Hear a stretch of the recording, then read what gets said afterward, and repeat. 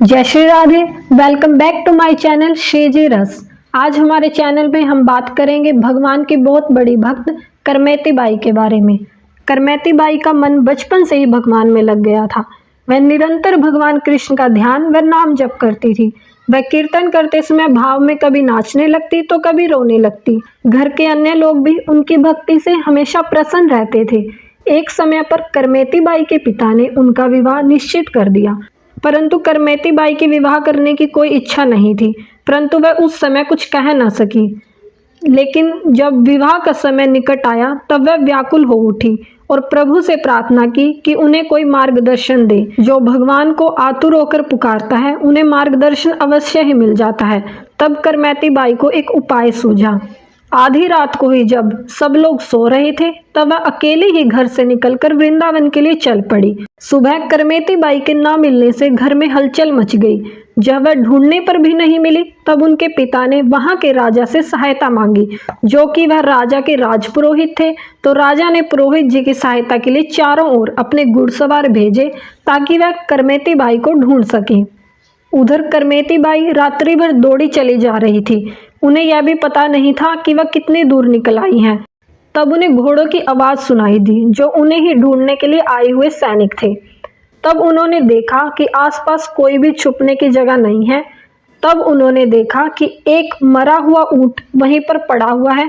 उसके पेट का भाग खाया हुआ है और उसमें खाली जगह बन गई थी और उसमें से भयंकर दुर्गंध भी आ रही थी। परंतु उस दुर्गंध की परवाह न करते हुए वह उस ऊंट के पेट में जाकर छिप गई। जब सैनिक वहां पहुंचे तब उस दुर्गंध के कारण वह भी ऊंट के निकट नहीं गए और आगे बढ़ गए। करमेती बाई 3 दिन तक उसी ऊंट के पेट में छुपी रही, जब तक वह सैनिक वहां से लौट ना गए। करमेती बाई भूखी प्यासी ही उसके अंदर छुपी रही। उनकी भक्ति के कारण वह दुर्गंध भी सुगंध में ही बदल गई। करमेती बाई जब 4 दिन के बाद ऊंट के पेट से बाहर आई तब उन्होंने वृंदावन जाने की अपनी यात्रा प्रारंभ की, परंतु उन्हें मार्ग का पता ही नहीं था। तब उन्हें कुछ भक्तों का साथ मिल गया, जिनके साथ वह वृंदावन पहुंच गई और वहां पहुंचते ही आनंद के समुद्र में मगन हो गई। जब उनके पिता को अपनी पुत्री का कहीं भी पता ना चला तब वे वृंदावन आए और उन्होंने बहुत ढूंढा, परंतु उन्हें कहीं भी वह ना दिखाई दी। फिर एक दिन उन्हें ब्रह्मकुंड पर करमेती बाई वैरागिनी के भेष में दिखाई दी। तब उन्होंने करमेती बाई से वापस घर चलने का आग्रह किया, परंतु करमेती बाई ने कहा कि यहाँ आकर भी कोई लौटता है क्या। तब करमेती बाई के भाव को देखकर उनके पिता घर वापस लौट जाते हैं और राजा ने जब यह समाचार सुना तो वह भी करमेती बाई के दर्शन करने आए। तब राजा ने बहुत आग्रह किया कि वह एक छोटी सी कुटिया करमेती बाई के लिए वृंदावन में बनवा दे।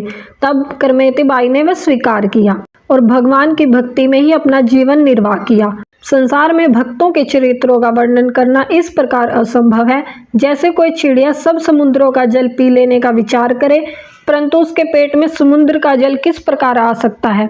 तो यह थी करमेती बाई की बहुत प्यारी सी कथा। आगे भी हम ऐसे सुंदर विषयों पर चर्चा करते रहेंगे। अगर आपको भी कोई अध्यात्म से जुड़ा कोई भी प्रश्न है तो आप हमारे कमेंट में लिखकर हमें पूछ सकते हैं। और हमारी वीडियो अगर आपको अच्छी लगी हो तो लाइक शेयर करना ना भूलें, प्यारा सा कमेंट करें और चैनल को सब्सक्राइब करना ना भूलें। जय श्री राधे।